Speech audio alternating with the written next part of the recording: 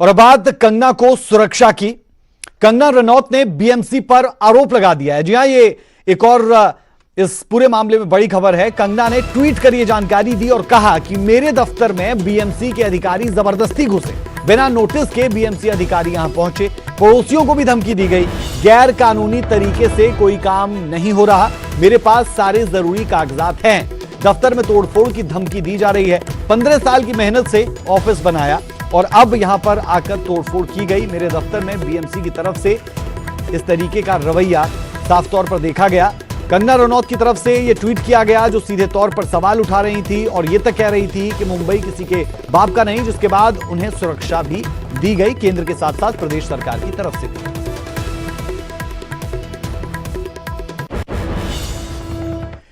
शिवसेना नेता संजय राउत ने तल्खी के बाद केंद्रीय गृह मंत्रालय ने कंगना रनौत को वाई श्रेणी की सुरक्षा देने का फैसला किया।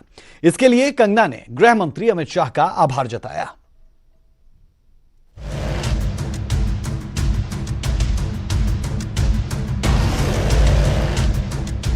बॉलीवुड की पंगा क्वीन न पहले किसी से डरती थी और ना ही उन्हें आगे डरने की जरूरत है। कंगना रनौत 9 सितंबर को मुंबई जाने के अपने फैसले पर अडिग हैं। लिहाजा केंद्र सरकार ने बॉलीवुड क्वीन को Y+ सिक्योरिटी दी है। इसके लिए कंगना ने केंद्रीय गृह मंत्री अमित शाह का धन्यवाद किया है। कंगना ने ट्वीट कर लिखा, यह प्रमाण है कि अब किसी देशभक्त की आवाज को कोई फांसीवादी नहीं कुचल सकेगा।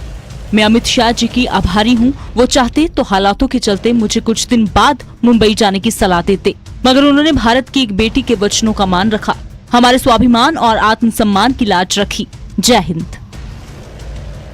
तो वहीं शिवसेना नेता संजय राउत पर कंगना ने एक बार फिर से पलटवार किया है। संजय राउत जी, आपने मुझे कहा कि मैं एक हरामखोर लड़की हूं।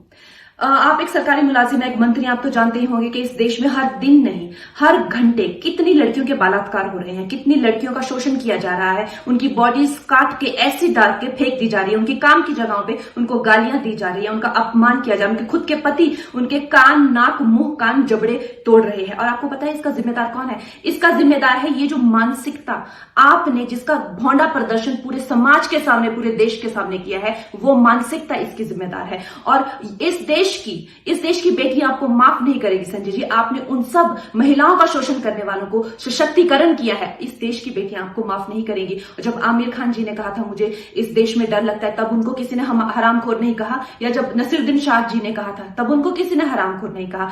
संजय जी, मैं आपकी निंदा करती हूं, आप महाराष्ट्र नहीं हैं। आप ये नहीं कह सकते कि मैंने महाराष्ट्र की निंदा की। मायानगरी में शिवसेना के विरोध के बीच केंद्रीय गृह मंत्रालय ने कंगना को Y+ सुरक्षा देने का फैसला लिया, यानी उनकी सुरक्षा में 11 जवान तैनात रहेंगे। इसमें से 1 या 2 कमांडो और बाकी पुलिसकर्मी होंगे। वहीं इससे पहले जयराम सरकार ने हिमाचल की बेटी को सुरक्षा देने का फैसला लिया था। कंगना रनौत हिमाचल से संबंधित हैं और बॉलीवुड में उनने हिमाचल का नाम और पूरे देश का नाम रोशन किया है। उनकी सुरक्षा हमारे लिए बहुत महत्वपूर्ण है। उस दृष्टि से डीजीपी को हमने आदेश दिए कि वो उनकी सिक्योरिटी थ्रेट की असेसमेंट करें और उसके पश्चात हमने एक निर्णय लिया कि उनके निवास मनाली में हिमाचल प्रदेश पुलिस की ओर से सुरक्षा मुहैया करवाई जाएगी और आवश्यक होगा तो जो प्रवास उनका होगा, जो टूर होगा, उसमें भी हिमाचल प्रदेश अपनी सुरक्षा देने के लिए तैयार है। दरअसल संजय राउत ने कंगना को मुंबई नहीं आने की नसीहत दी थी। इसके बाद पंगा क्वीन ने मुंबई आने का खुला चैलेंज किया। मामला बढ़ता देख केंद्रीय गृह मंत्रालय ने एक्शन लिया ताकि मायानगरी में कंगना को सुरक्षा की चिंता न सताए। प्रदीप ठाकुर, न्यूज़ 18 शिमला।